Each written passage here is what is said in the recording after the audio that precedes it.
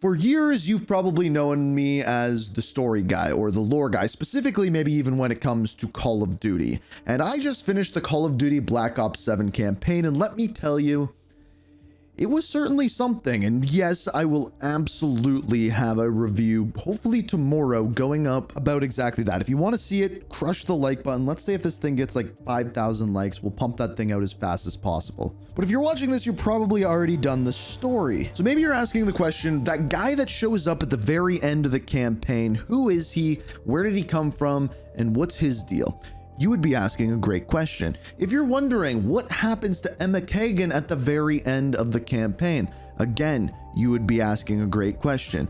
Or maybe you were just wondering what has happened with the JSOC team and what is going on with David Mason, Harper. That's another great question. Or maybe you were wondering how exactly the reunion happened.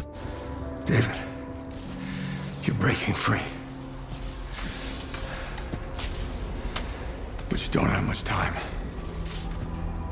Now, all of these are great questions, none of which the campaign answers for you. But fortunately, that's why I exist. And unfortunately, that's why I exist, because I have to be the person to dive in and try to figure all of this out. And let me tell you, it is not easy. But fortunately for you, you have come to the right place. I'm going to break down today the entire story of Black Ops 7, go into all the parts that the game doesn't explain to you, and I will try to break down the lore of Black Ops 7 for you. Let me tell you, it's not easy, so let's start at the beginning. This video is triggered to play upon my assassination. story.Today, you know how to proceed. My death will be a light upon ubiquitous darkness. Raul Menendez's final words, spoken a decade ago, ignited global unrest and political upheaval on an unprecedented scale. The story.Today riots left trillions in damage and casualties worldwide. Governments resorted to controversial, often brutal, ruthless measures to restore order. The chaos emboldened rival nations, fueling a new era of global instability. This is the clip that plays as you start Black Ops 7 for the first time. It's not the first clip of the campaign, but when you boot up the game, this is what will play. And what this is confirming the proper and canon ending of Call of Duty Black Ops 2. Because what he is describing there is what happens when you kill Raul Menendez in Black Ops 2. Confirming the canon ending to be David Mason shooting Raul Menendez. Now, when David Mason makes that decision, what ends up happening moving forward is the story.Today movement that Raul Menendez founded gets pushed forward. He becomes a martyr and the world plunges into darkness. People pushing back against democracy, pushing back against the United States of America, and causing the world to essentially completely devolve, and riots happen, looting happens. And this is 10 years after, now in the year 2035. And now, as the 10th anniversary of the uprisings approaches, a new video, apparently from the former leader of story.Today, has surfaced. My name is Raul Menendez, and as you can see, I am alive and well. 2025 was just the beginning, a necessary first step. In 3 days, we shall celebrate it by taking the second. And to governments repressing the wills of their people, I say, your streets shall once again run red with your blood. Once again, you shall know fear. All right, we are joined by Ms. Emma Kagan, CEO of the Guild, which is a world leader in innovation and security. So we see this video surface of Raul Menendez saying that he did not die 10 years ago. And lo and behold, the person to step in is the CEO of a new company called the Guild, a company founded from the crime family in Avalon years and years and years ago. A family that Savati Dumas helped transform into this business. Now, we don't know how Emma Kagan took over, nor do we know why she's the CEO or how she became one, but what we do know is her plan to deal with Raul Menendez and his threat. We're gonna do everything in our power to stop this. We have a problem. Excuse me. Chris. I can't thank you enough. No, really, thank you, Chris. And you take care, okay? You as well. Thank you. Thank you. Not Now, just to be clear, it is never explained to us where Emma Kagan came from. We don't know if she's maybe Savati Duman's daughter, anything. We do not know who she is or where she came from. What we do know is that there are 4 intruders moving in on Avalon to figure out what's going on with the guild. And it all stems from a meeting at a gravesite from someone who you most definitely would recognize.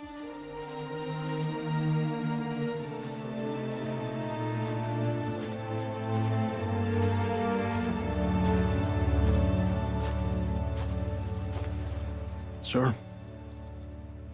David?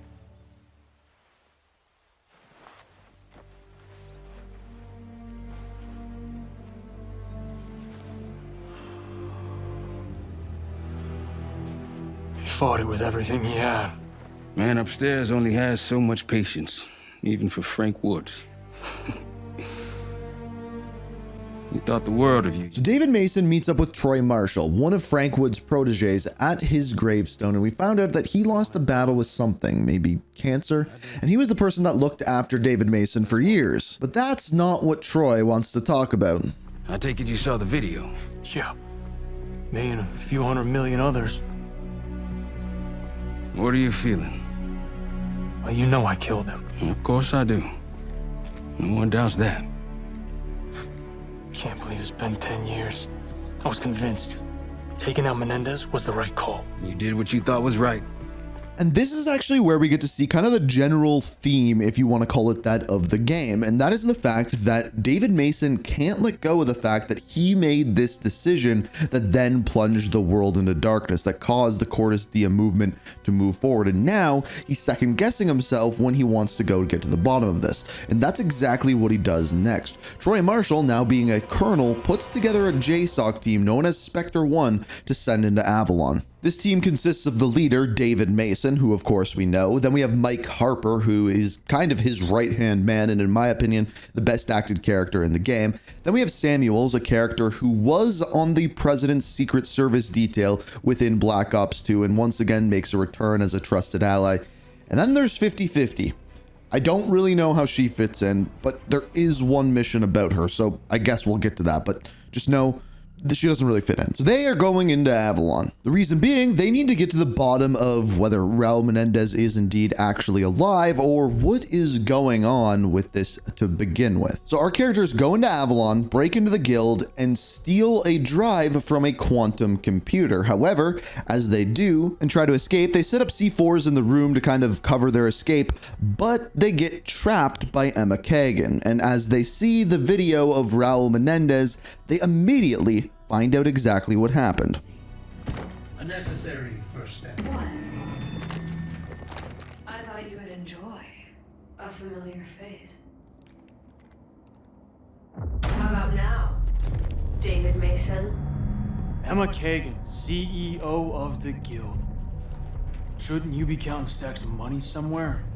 Oh, that comes later. First, I'd like you to experience the Guild's most intriguing new product.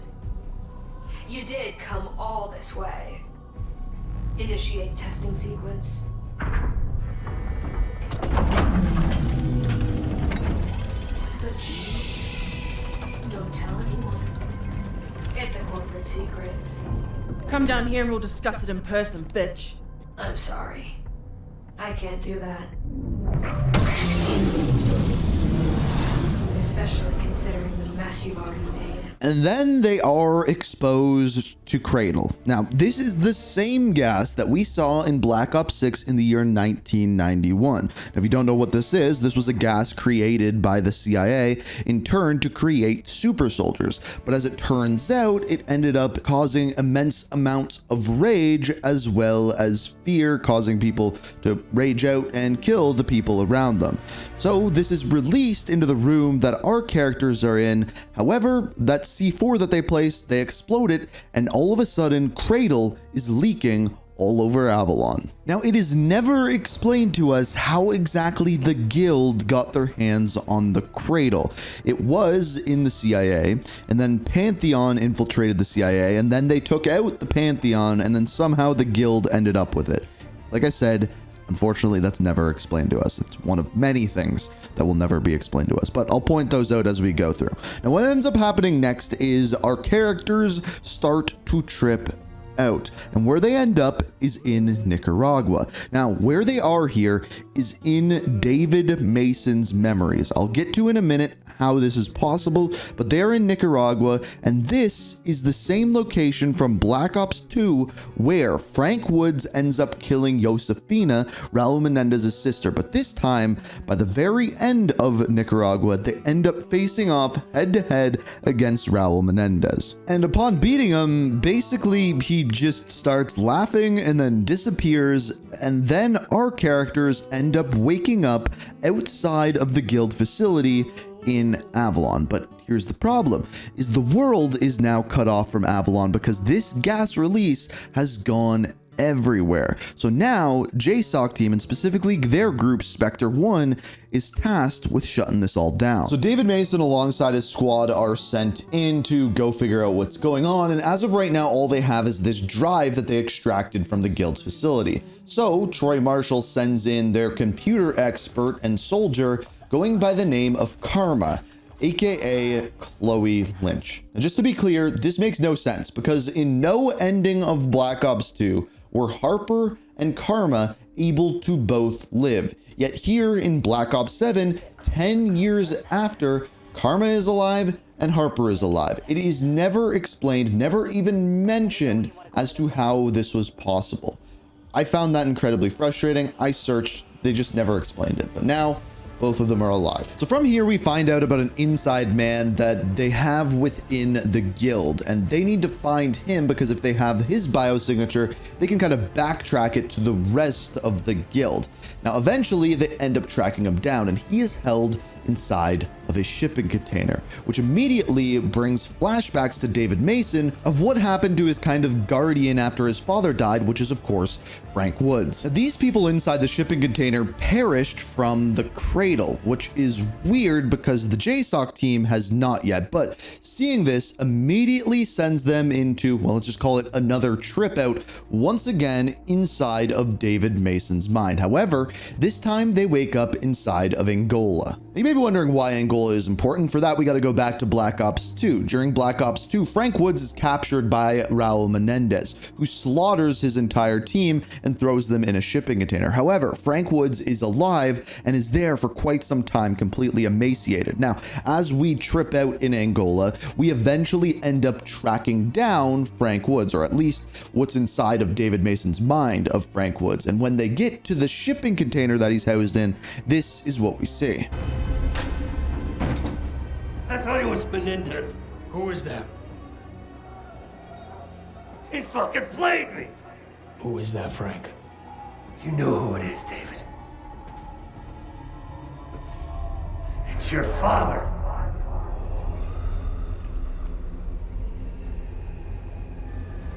No. No, this is a nightmare. You have to help us wake up. I can't help you, David. We get to see David Mason's portrayal of Frank Woods' grief. Now, this is shortly before he ends up getting eaten by a giant plant, which then we have to put down. No, I'm not making that up. However, when we defeat the giant plant, this is what we end up seeing from Frank Woods.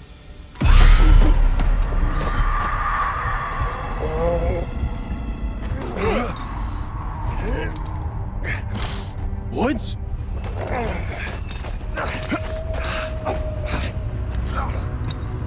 I'm not worth it, David.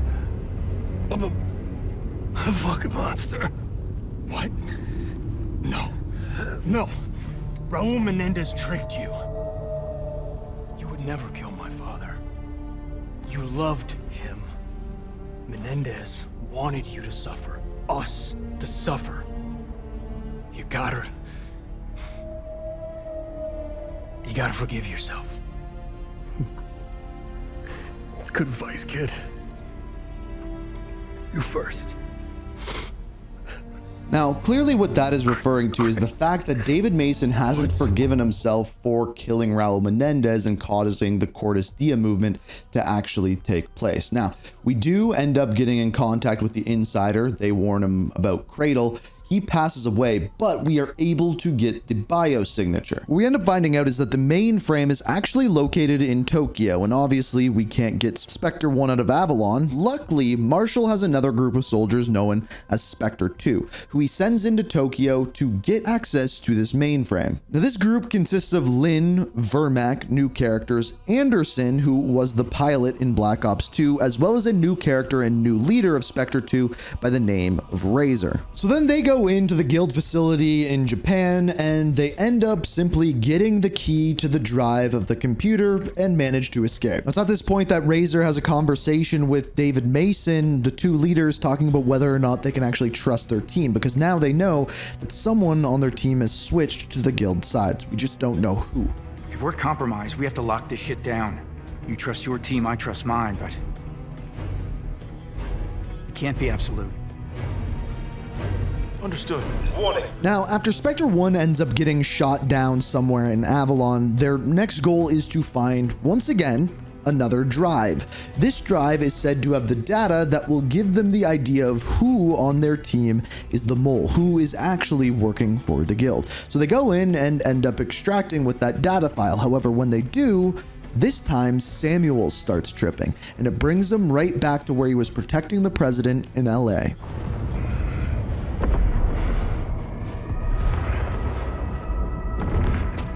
This isn't possible.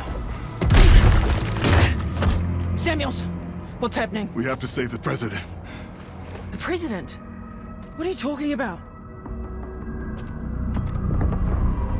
It's the Cradle again. I was here in 2025. Menendez launched a drone attack on Los Angeles. He tried to assassinate the president. When you were Secret Service? I was assigned to protect him. All I could think about was saving my own skin. I remember that day too. There's no time to dwell on it. We're still on mission. And that mission was to find a downed UAV that went down in this trippy version of 2025 LA. Now, once they eventually get there, it's made evidently clear that this fear, or specifically the Cradle, is making them have or relive some of their worst memories. In other words, working through PTSD. Now, they end up getting to the UAV and retrieving the data, and now they just have to bring it to Karma so that Karma can figure out who the mole is. But as they get it, well, then Leilani, aka 50-50, gets hit by a wave as well. This brings us to probably the, or at least one of the most pointless missions of the entire thing. It briefly goes through her backstory where she went in as a part of a massacre, trying to stop it, and lo and behold, she has PTSD from it. That's really all you need to know about it. Then we move on to Harper's PTSD. Now, this is the best part to come out of that last mission, is right at the very end, we go into a room, and right away, Harper recognizes it as the control panel for the USS Obama. Transmitting.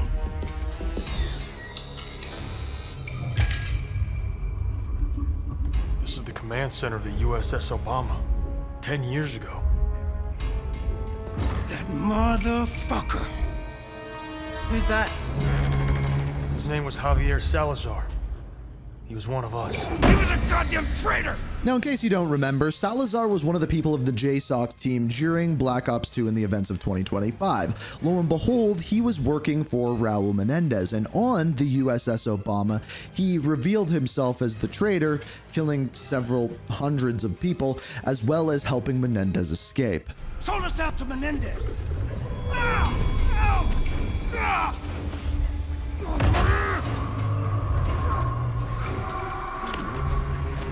Hey, easy, man. This isn't real. The hell it ain't! You're gonna turn on us too! Hey, Harper, cool it. But Harper does not cool it. In fact, he does quite the opposite of that. Turns out, in his trip out, and aka his PTSD, we end up, well, going back in time to that USS Obama. But this time, Harper is enormous, Harper is a boss, and you need to fight Harper. No, you can't make this up. So eventually you end up beating Harper, and for some reason you end up floating ashore somewhere inside of Avalon. Now, when you do, you finally get in contact, and she was able to process that data that we found back in Trippy LA. And that data that we found points us to the mole. Karma? Section. It's a Razor. He's been feeding intel to the guild. Razor? Son of a bitch. Where is he now? His team hasn't seen him in hours. So Razor, the person that we played as for one mission, the leader of Spectre 2, is the one that has turned on us. Now, he took that data that they got in Japan and essentially erased it all, so we weren't able to get it. Now, he was at one point able to get access to our C-Links, what would give the guild our location. Now, we also found out that the C-Link is the only thing keeping our team alive from Cradle. Normally, Cradle eventually kills the people it affects, but because our minds are linked together with the cerebral link, the C-Link, or DNI as we know it from future Black Ops games, it is the thing keeping the JSOC team alive. But now, Razor's out of that. However, we don't know where he is, but we do know where one person is. Found this charming devil. Who is he? Dr. Gideon Faulkner, a British bioengineer working for the Guild. His name's in every Cradle-related file I could access. Bet he knows their plans. Well, sounds like we should pay the doctor a visit. So we go and track down Dr. Faulkner, and lo and behold, he is underneath the map Skyline from Black Ops 6. Yeah, that little kind of bookshelf that we could open in Black Ops 6, yeah, he is under there. And when we go and interact with his office, we find out that they now have an ability to kind of hijack our C-Links and cause us major mental distress.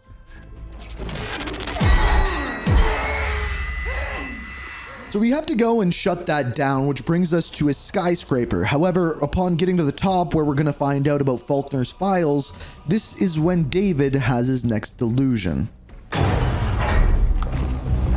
Plant the charges. You're in over your head, son. Dad? The Guild's got you outgunned and outmatched. You were never strong enough to finish this. Nice try, Kagan. Judge is set. But I know who my dad was.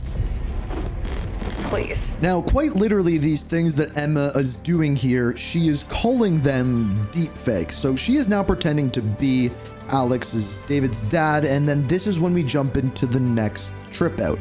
This time, going to Vorkuta. Now, you're forced to kind of escape through Vorkuta, regrouping with your team, when eventually you once again run into your father, who is being, I guess you could say, puppeteered by Emma. And, well, we bring that one to an end. But I'm here and he's not. You want to lose me a second time? I never lost him, and you're gonna help us. Now! You're wasting your time, David. If there's any part of you that is my father, you'd be fighting back. You want to be him? Prove it. Right. Be the man I remember. Don't let her make you a puppet. Don't bother, David. It's pointless. Time to cut those strings, Dad. I am in control here. You belong to me. No! He's the key. Let's go. Now this brings us to Alaska, aka David's childhood home. And once again, we are set with tracking down Alex Mason. And this brings us back to their home in Alaska. Upon getting inside, this is what Emma and, well, David also have to say. The hell? Check out the TV. Gather up the firewood, David. Set the drier ones on the bottom. The Cradle's erasing your most precious memories, David. Your identity. So the Cradle is trying to erase David's memories, and they are trying to stop it. One of which is when you go out into the front yard, you can see a tree that we saw David climbing back at the beginning of Black Ops 2, before his father, Alex, was brought back into the CIA and before he was killed by Raul Menendez. And what the last thing that David says as he climbs the tree is that his father never got to see him climb it. I did it, Dad. Wish you were here. Now, as David fights to keep his memories from Emma Kagan and specifically the cradle, the one thing that shines through is his father's love. My son remembers me!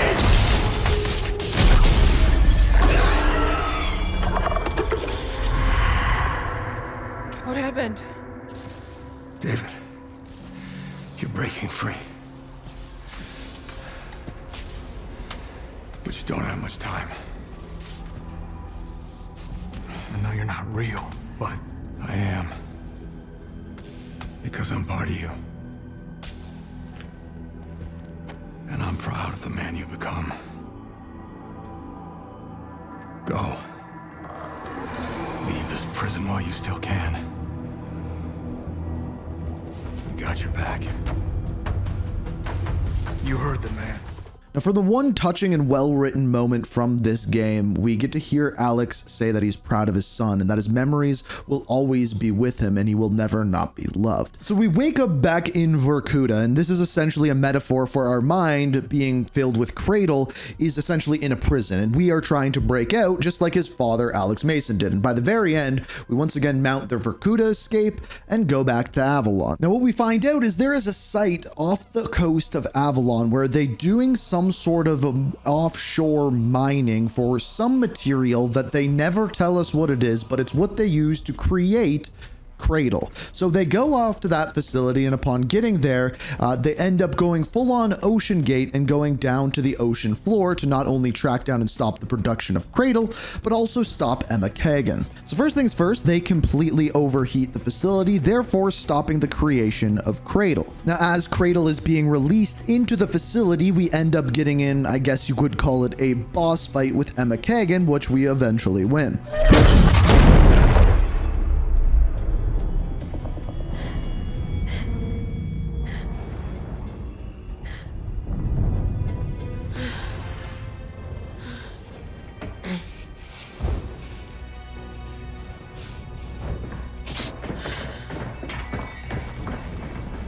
Section, stay calm. No more games. This ends now. She wants the world to suffer just to make a few bucks. It's the cost of progress, you ape. But that concept's probably beyond you. So go ahead and do it.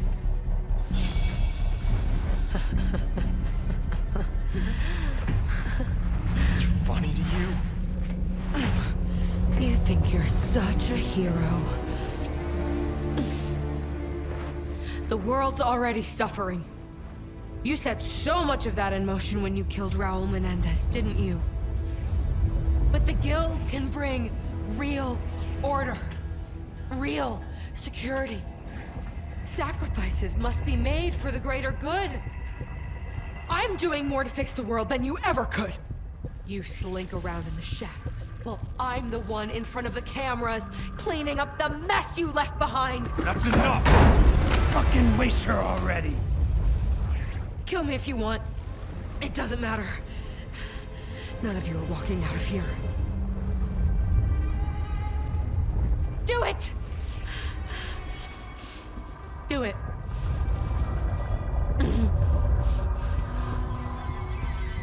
Plenty of choices I regret. But not today. And we are not dying here, no. You'll face the world, Kagan. Cameras are waiting. You pathetic, mindless drones! You're nothing but tools for the goddamn... That is quite enough out of her. Thanks for that. And that is it for Emma Kagan. No, I am not kidding. So what ends up happening is that she tries to play the same card where he regretted killing Raul Menendez and he would regret killing her as well, which he does. He ends up not killing her and they end up extracting out of this trippy underground facility all the way almost identical to what we saw with Black Ops 1. So 3 of our operators end up kind of making it to the surface, and that includes includes Harper, Samuels, and David. But Emma Kagan is nowhere to be seen, and neither is 50-50. But luckily, a boat pulls up, and now we fully have Emma Kagan arrested. So we bring her into jail, and this is when we get our post-credit scene. Any updates, Colonel? Turns out Kagan's not into small talk, or big talk. Even so, all signs suggest cradle production is dead in the water. Literally. However... Avalon. Yeah, Avalon. The place is still infected, and the guild's made it clear they're not leaving, even after we asked nicely. So, what's our next move? The guild may be reeling, but they aren't lying down. Not yet. Inspector 1's gonna do something about that.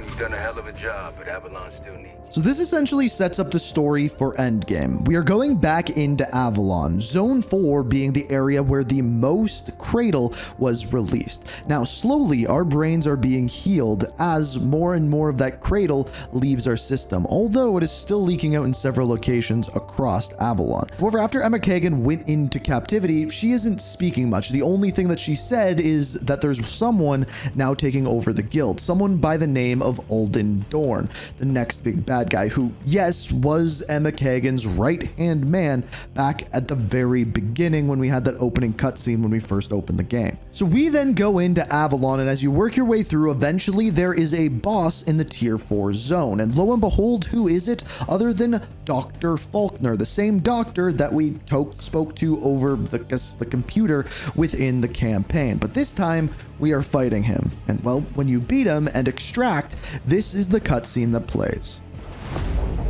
Oh, fuck me, I'm tired. Of course you are. You're old as shit. I think we all deserve some R&R. Colonel? I'm updating your flight plan. We may have kicked the guild out of Avalon, but they're mobilizing in large numbers. The guild's gearing up for something big, with marching orders all coming from one source. Dorn. Kagan's right hand. I think he's both hands now. And what's he after? That's what you're gonna find out. World can't afford another Avalon. Kagan was surgical, precise.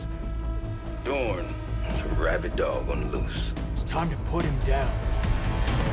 So to keep it simple, essentially what has happened there is we basically stopped what was going on in Avalon. However, Dorn has some other plan and is mobilizing an army. So as we go to leave Avalon, we are getting sent back in to stop him from mobilizing so that another Avalon in another location around the world doesn't happen yet again. So I guess in the post-seasonal story, Dorn's going to be the bad guy, and we're going to be going back into Avalon. And that is pretty much it. Now, I'm going to be honest, generally speaking, when we do one of these ending explains, the game has like an overall theme or motto or something along the lines. This one is definitely trying to touch on PTSD, but doesn't get too far into it. And it doesn't answer a bunch of questions like how Karma is still alive, what happens with David Mason's daughters, Savannah and Jessica. They are 10 years from now. One of them is the richest person in the world. None of that is addressed whatsoever, and many more questions are left unanswered. If you want to see more on maybe those things that they missed, let me know. And if you want to see that review, like I said, hit that like button. But this has been the story explained for Black Ops 7, the ending explained, and well, hopefully I could answer at least some of your questions, at least the ones they did give us the answer to. But as always, thank you so much for watching. If you enjoy Video Game Story, be sure to subscribe, and until next time, peace. We are